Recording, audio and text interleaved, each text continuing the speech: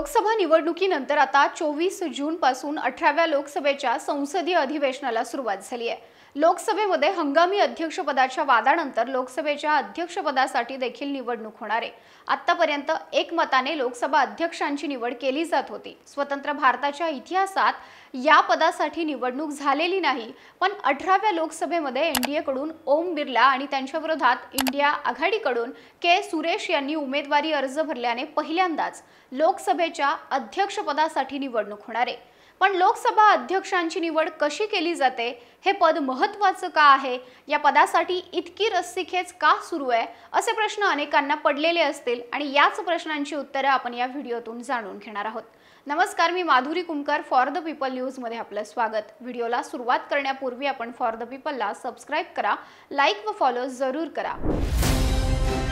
भारत दुनिया का सबसे बड़ा लोकतंत्र और एनएलसी भारत देश का सबसे बड़ा गैर राजनीतिक मंच। शक्तिशाली लोकतंत्र के लिए राहुल कराट का सार्थक कदम। मुंबई में हुआ ऐतिहासिक प्रथम राष्ट्रीय विधायक सम्मेलन।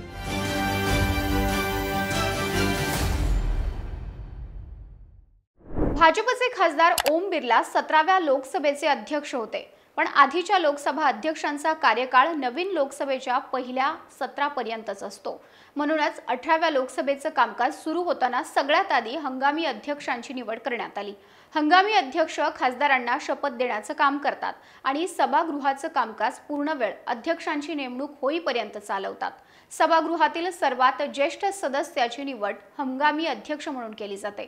काँग्रेसच्या कार्यकारी समितीचे सदस्य आणि केरळमधल्या मावेल्लीकरा मतदारसंघाचे खासदार कोडीकुनिल सुरेश यंदाचे हंगामी अध्यक्ष असण्याची शक्यता होती आणि 8व्यांदा खासदार झालेले कोडीकुनिल सुरेश 4थ्यांदा माल्लेविकरामधून निवडून आलेत आणि खासदारकीच्या वर्षानुसार सदनात सर्वात ज्येष्ठ आहेत।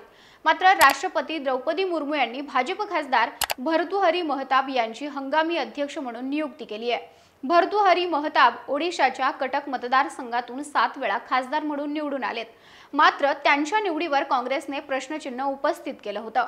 आता आपल्या महत्त्वाच्या प्रश्नाकडे वळूयात, तो म्हणजे लोकसभा अध्यक्षांची निवड कशी होते। घटनेच्या कलम 93 नुसार लोकसभा अध्यक्षांची निवड होते। लोकसभा अध्यक्षांच्या निवडीच्या आदल्या दिवशी उमेदवारांच्या पाठिंब्यासाठीच्या नोटीस सदस्यांना सादर कराव्या लागतात। निवडणुकीच्या दिवशी साध्या बहुमताने लोकसभा अध्यक्षांची निवड होते, म्हणजेच त्या दिवशी लोकसभेत हजर असलेल्या खासदारांपैकी निम्म्यापेक्षा अधिक जणांनी मत दिलेला उमेदवार हा लोकसभेचा अध्यक्ष होतो। याशिवाय लोकसभेचं अध्यक्षपद भूषवण्यासाठी इतर कोणतीही अट वा पात्रता पूर्ण करावी लागत नाही, पण अध्यक्ष असणाऱ्या व्यक्तीला सभागृहाचं कामकाज, त्याविषयीचे नियम, देशाची घटना, कायदे याविषयीचं ज्ञान असणं महत्त्वाचं असतं। लोकसभा अध्यक्षांची कामं काय असतात, आपण हेही जाणून घेऊयात। सभागृहाचं कामकाज योग्य रीतीने चालेल याची जबाबदारी लोकसभा अध्यक्षांची असते, म्हणूनच हे पद अतिशय महत्त्वाचं मानलं जातं। लोकसभा अध्यक्ष संसदीय बैठकांचा अजेंडा ठरवतात। सभागृहात वाद झाल्यास अध्यक्ष नियमांनुसार कार्यवाही करतात। सभागृहात सत्ताधारी आणि विरोधक असे दोन्ही बाजूंचे सदस्य असतात, त्यामुळेच लोकसभा अध्यक्षांनी तटस्थ राहून कामकाज चालवणं अपेक्षित असतं। अध्यक्ष एखाद्या मुद्द्याविषयीचं स्वतःचं मत जाहीर करत नाहीत। एखाद्या प्रस्तावावरच्या मतदानात अध्यक्ष सहभागी होत नाहीत, पण जर प्रस्तावाच्या बाजूने आणि विरोधात सारखीच मतं पडली, टाय झाला, तर मात्र अध्यक्षांचं मत निर्णायक ठरतं। लोकसभेचे सभापती विविध समित्यांची स्थापना करतात आणि त्यांच्या सूचना मार्गदर्शनानुसार या समित्यांचं काम होतं। महत्त्वाची गोष्ट म्हणजे एखाद्या सदस्याने सदनात अयोग्य वर्तन केल्यास त्यांना निलंबित करण्याचा अधिकार लोकसभा अध्यक्षांकडे असतो। अजून एक महत्त्वाचं कारण आहे, ते म्हणजे अटल बिहारी वाजपेयी यांचं 13 महिन्यांचं सरकार केवळ एका मताने पडलं होतं। त्यावेळी अटल बिहारी वाजपेयी देशाचे 10वे पंतप्रधान म्हणून कार्यभार सांभाळत होते, पण एका खासदाराच्या मताने 1999 मध्ये अटल बिहारी वाजपेयी यांचं सरकार पडलं होतं। तामिळनाडूच्या जयललिता यांनी वाजपेयींच्या एनडीए सरकारचा पाठिंबा काढून घेतला आणि वाजपेयी सरकारला संसदेमध्ये बहुमत सिद्ध करावं लागलं होतं। त्यावेळी केवळ एका मताने, म्हणजे 269 विरुद्ध 270 अशा मतांनी वाजपेयी सरकार विरोधात अविश्वास प्रस्ताव पारित करण्यात आला होता। राष्ट्रपतींनी पुन्हा सरकारला बहुमत सिद्ध करण्यास सांगितलं। सरकार आणि विरोधक यांच्याकडे समसमान मतं असल्याचं दिसत होतं, त्यामुळे काहीही होऊ शकतं अशी परिस्थिती होती। त्याच्या आधीच बरोबर 2 महिने ओडिशाचे काँग्रेसचे खासदार गिरधर गमांग यांची ओडिशाच्या मुख्यमंत्रीपदी वर्णी लागली होती। 18 फेब्रुवारी 1999 रोजी त्यांनी मुख्यमंत्रीपदाची शपथ घेतली होती, पण खासदारकीही सोडली नव्हती। त्यांनी लोकसभेचा राजीनामा दिला नव्हता आणि हीच गोष्ट विरोधकांना फायदेशीर ठरली। 17 एप्रिल 1999 रोजी लोकसभेच्या अविश्वास प्रस्तावावर मतदान झालं, तेव्हा गिरधर गमांग यांनी काँग्रेसच्या बाजूने मतदान केलं आणि काठावर असलेलं एनडीएचं वाजपेयी सरकार एका मताने पडलं। एनडीएला 269 मतं पडली तर विरोधकांच्या बाजूने 270 मतं पडली। यात लोकसभा अध्यक्षांची भूमिका महत्त्वाची होती। तेलुगू देसम पक्षाचे जी.एस.मी बालयोगी तेव्हा लोकसभेचे अध्यक्ष होते। मित्र पक्षाकडे अध्यक्षपद होतं, पण यावेळी भाजपने ही चूक केलेली नाही। हे पद आपल्याकडेच ठेवलेलं आहे, त्यामुळे या कारणासाठी देखील या पदाला खूप महत्त्व आहे। आता यावेळी लोकसभा अध्यक्षपदी कोण विराजमान होणार याची उत्सुकता शिगेला पोहोचली आहे। साधारणपणे सत्ताधारी पक्षाच्या खासदारांची नेमणूक लोकसभा अध्यक्ष म्हणून केली जाते, तर उपाध्यक्षपद हे विरोधी पक्षाला दिलं जातं।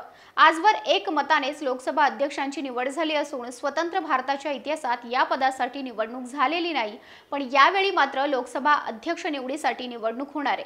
भाजप आपल्या मित्रपक्षांना लोकसभा अध्यक्षपद देतं का याबद्दलच्या चर्चांना पूर्णविराम देत गेल्या लोकसभेचे अध्यक्ष ओम बिर्ला यांनाच पुन्हा एकदा अध्यक्षपदासाठी पुढे करण्यात आलेलं आहे। तर इंडिया आघाडीने या पदासाठी काँग्रेस नेते के सुरेश यांचं नाव सुचवलं आणि त्यांनीही अर्ज दाखल केल्याने आता स्वतंत्र भारताच्या इतिहासात लोकसभा अध्यक्षपदासाठी निवडणूक होईल।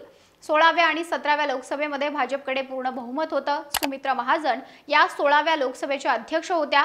अण्णा द्रमुकचे नेते एम थंबीदुराई हे या लोकसभेचे उपाध्यक्ष होते, तर 17व्या लोकसभेचे अध्यक्ष भाजपचे ओम बिर्ला होते।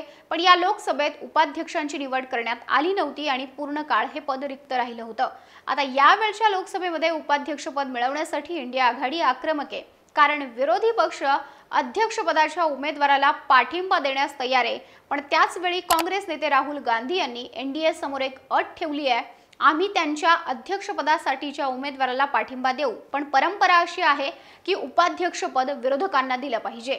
लोकसभा अध्यक्षपदाची निवडणूक 26 जून रोजी होणार आहे। यावेळी काय निर्णय घेतला जातो हे पाहणं औत्सुक्याचं ठरेल। लोकसभा अध्यक्षपदाच्या निवडणुकीविषयी तुमची प्रतिक्रिया आम्हाला कमेंटमध्ये जरूर कळवा आणि फॉर द पीपल न्यूजला यूट्यूब व फेसबुकवर सबस्क्राईब, लाईक व फॉलो जरूर करा।